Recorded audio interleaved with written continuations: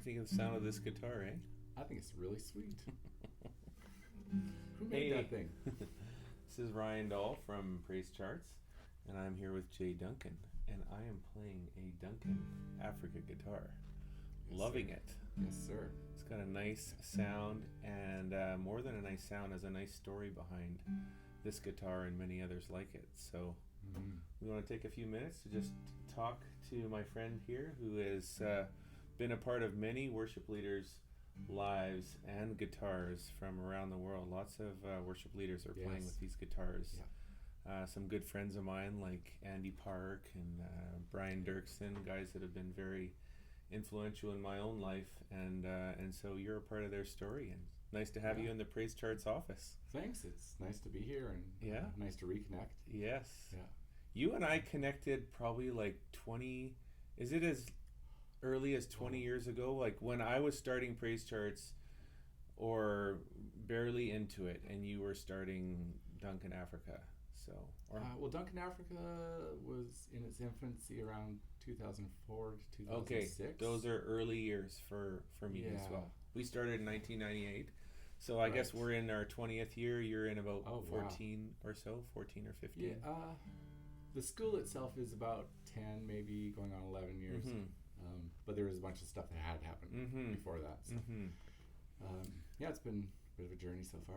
Wow. Yeah. Well, the short version of the story that I know, and then you can tell the longer version, but these are guitars that have a mission and a ministry that extends all the way around to the other side of the world. And I've seen pictures of where these guitars actually are made in Uganda. That's right. So you've gone to Uganda many times and trained up local people and given them work, given them a reason to live.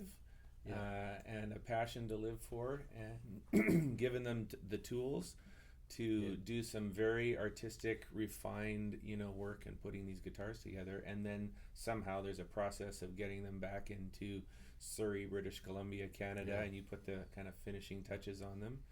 So do I pretty much have the general gist of at least the guitar side, perhaps not the school side, but... on one hand, it's a really simple program where we've basically created a trade school in a small town in Uganda, and what we teach is guitar building. Yeah, primarily. We also teach a few other things, but that's our primary focus. And so the guys build the guitars, and they send them back to Canada where we do quality control and the final setup and stuff. Yeah. And we sell them around the world, and it pays for the trade school. Wow. And so in saying it pays for the trade school, it not just pays for supplies, etc., but it pays a living wage for the apprentices and the staff there. Well, I think it's amazing, and just for you to know, like I'm in the same boat, being an entrepreneur and a guy that started a business that basically started in my head. And the odds are against both you and I to have some kind of idea and actually stick with it. Most people don't last through the first 6 or 9 months. Yeah. Not to mention, a year, a couple of years, 5 years. Now you're pushing 15 years. So good on you for staying with it and staying with the dream. It's so encouraging to see that someone can have like a very unique dream, as I have in my own kind of world. It's like a very niche kind of market, you might say, and this idea, this thing that I wanted to serve to the world. Most people that I talk to would say to me, if they were interviewing me, they'd be like, you can make a living doing that? Yes, people ask seriously? That. People ask all the time, this is what you do? I know. Is this this is not your hobby, this is your real thing. Yeah. So... cool story about even just this interview, you and me talking here, is we were going to do this and not even have a Duncan Africa guitar because you don't even have one to bring. They sell too fast. To my office. They're all gone. Yeah. So I happen to have a very close friend, Rachel Mangru, and I literally called her 45 minutes ago as she was taking her kids to school. I said, hey, you have a Duncan Africa guitar, don't you? And she says, within 2 minutes, she had it in her hands, and she met me at the school. Oh my gosh! And just gave it to me to say, "Here, take it to your interview." So this is my friend. That's fantastic. Rachel's guitar, and I was just enjoying playing it. In fact, I sat down and started playing it. And Jay's like, "Wow, that sounds really nice." So, at which I corrected you and said it's all in how you're playing. It's not the guitar, it's the player. That's right. I know a few good chords. Those of you who are learning to play guitar, I'm not a specialty player, but I do know a few very good chords. Kind of Stephen Curtis Chapman-y type style chords. Yeah. The and, Jesus they go right for the heart and work every time. So yeah. I've just got a couple of minutes here to sit and chat with you about your story, but just kind of shooting from the hip, I was thinking I would love to hear, let's go to like the heights of the highs of this journey that you've been on, and then the depth of the lows, and I'm sure it involves, you've gotten married along the way, you've had 6 kids along the way, there's all the family integration, there's all the travel back and forth, I'm sure machinery's broken down, you've got probably employees that are struggling, they're depressed, I can imagine there's just oodles of stories, but take me to the depths of because that's those are the things we want to hear is in fact, why don't we start there and then let's go to the heights, the joys, the successes of what it's been. But what would you say has been the most challenging things that you've had to press through? Like over the 10 years or so, there's always lots of drama. Probably the most traumatic thing that ever happened along the way was losing our first shop manager, David. How do you lose a shop manager? He was one of our first 2 apprentices. Yeah. And he was doing really well managing the shop, and we probably had a dozen student apprentices at that point. And after about 5 years, he kind of started to get sick. And at first it was malaria, then it was liver disease, then it was something else. It was just misdiagnosed for about 6 months. And finally they woke up and they said, "Oh my gosh, you need to go to the cancer clinic." And it was actually liver cancer. Yeah. And we lost David 3 weeks later. And he and I had become like brothers. We were best friends. We were both so heavily invested in loving and making this happen. And devastating for us. And I would say devastating for his family. He also had 3 young kids and a great wife at the time. But they're very strong, and they weren't devastated. But he really wisely chose somebody to take his place. Yeah. His name is Simon, and he's still with us. He's doing great. Real man of integrity, which is not the most common thing in Africa. But Simon has served us really, really well. Tell me, why do you want to make these guitars in Uganda? It would be so much easier to just make them in Surrey. So, it sure would. So what is it, what is your real heartbeat for the guys in Uganda? Why does that make sense to make them over there and ship them all over here? Yeah. And, on some levels, if you were just a business guy, it doesn't. It doesn't make sense. We tend to take a lot longer to make something right. Right. But when it leaves our hands, it's right. It's got my name on it. It's got their lives invested in it. So from that standpoint, it might not be the wisest decision. But as we progress and we get better and better at doing things, it does become more efficient and more worth it in those terms. And so someday we'll get there where we're profitable, and that'll be a great day.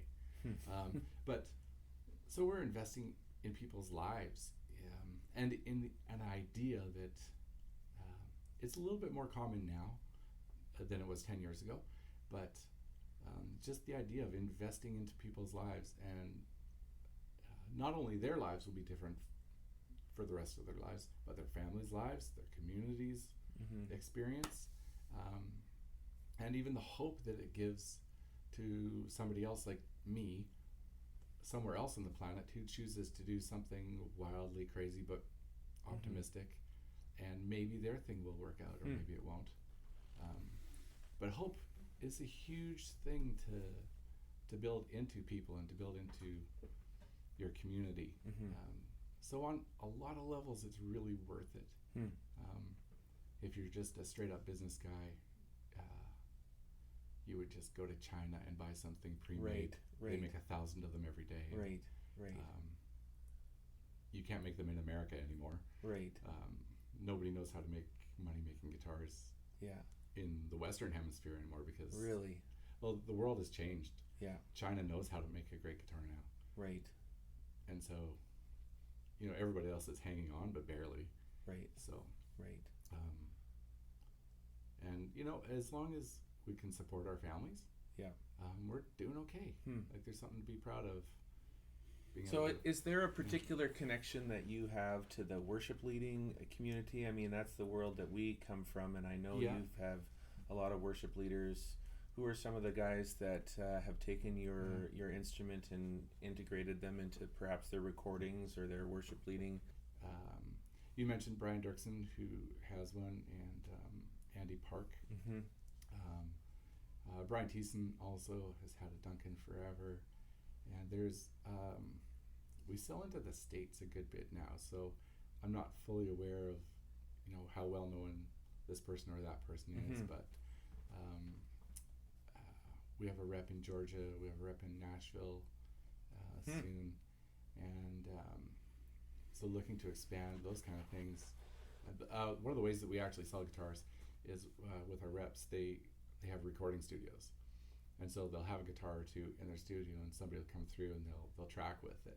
And they'll be like, "Oh my gosh, I can't put it down. I have to take this home." So it's a really cool. It's very niche. But at the level that we're at, it works for us. So, and are there a few different models? What kind of a model do I have here? And do you make some other shapes and sizes and depths and things like that? We have.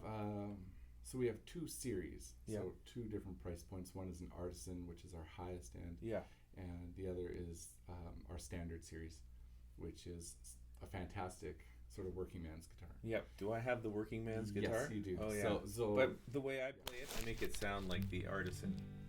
So what can I say? Yes, you do. Thank you. So this body shape is called Selah, like from Psalms. We also have the Jubilee, which is more of a dreadnought shape. So we've introduced a little guitar called the Pearl in the last couple of years. It's a little bit smaller. It's not quite a parlor guitar, but it's definitely smaller, more like a double O.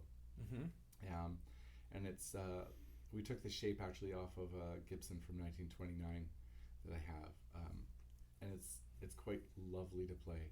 It has a bit of a different sound to it. And we've also introduced tobacco sunbursts. Well, that's what my guitar is back there. Do you similar notice to that? this?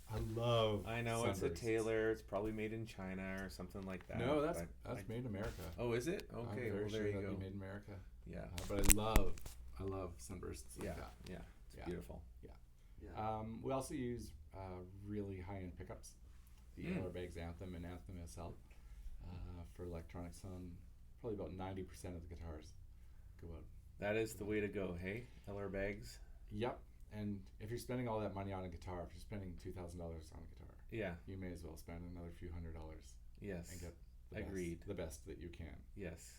There's no sense cheaping out halfway through the chain. And then put some good strings on your guitar as well. Yes. For $20 you can. So for $20, really good strings. Exactly. So very nice.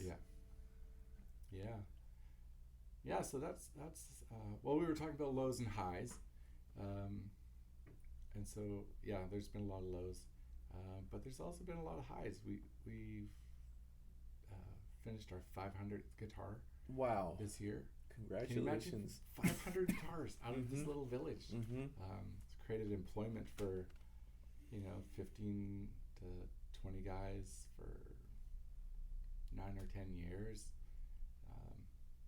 It's a lot of stuff like that. We've seen a lot of babies born. Like when I started, I was single with no kids. And now I'm old. And I have 6. Wow. 3 in diapers. Yeah, I think it's super encouraging and amazing to hear about, an artisan, an artist putting, your heart and soul into an instrument like this. You were wondering how do we get our hands on one, basically. Right. Because they're hard to come by. The good news is that we're hoping to be done our waiting list by January. We've had a waiting list for the last 5 years, and finally we're getting some stock guitarists come in. So people can just contact us through our website, duncanafrica.com. All right. And they can like us on Facebook, which makes us feel special and important. Basically the process is somebody will email and say, hey, I'm interested in this model. Do you have anything? And then I'll try to find something that's already made. Right. Or we'll start a new guitar. Right. But if you start a new one, it has to first be crafted and made in Africa, shipped here. That's quite a process. Yes, people have been waiting a year, 2 years, sometimes even 3 years. Yeah. Which is why I'm trying to point people towards guitars. They're the same guitar that they probably would order. Right. But made already in advance. Yeah, for sure. And so by doing that, we can reduce the wait time to 3 months instead of a year or 2. But the reality is sometimes the best things in life are things where you are thinking ahead, planning ahead, put a little seed. And if you want that particular guitar, why not wait a couple years for it? Sure. And all of a sudden time will pass and there it will be. Yeah. So and well worth it. And they're usually a guitar or a piece of art that you'll keep for your life and hand down to your kids. And tell the story. And it's cool. They sell all over the world now. I don't know if there's a continent that they're not on. Maybe not Antarctica. Maybe not. Maybe it freezes. Maybe there. Might sound really something good. like that. Yeah. Well, Jay, I just want to encourage you and Thank you. say congratulations for pressing on for 15 years and being a part of like 500 stories. 500 musicians, songwriters, worship leaders that are out there with your guitars and you're pressing on. Thanks. And raising your own family, and you're doing it, the perhaps less efficient, not, pumping out 10,000 at a time from China. This is one guy with a story and a heart, and even all that you're doing in Uganda for the people there that otherwise, might be wandering the streets, a little bit aimless, looking for a place to land, and their lives can start going south pretty quickly if they don't have a place to dig in, and you're giving them something to grab onto. So thank you. Good on you. Oh wow. On that note, check that's out. My family with 6 kids calling. All right, bring it on. Well, this is Ryan Dahl with Jay Duncan from Duncan Africa Guitars. Would encourage you to go to www.duncanafrica, is that right? .com? Yeah, duncanafrica.com. Thank you for that background music there.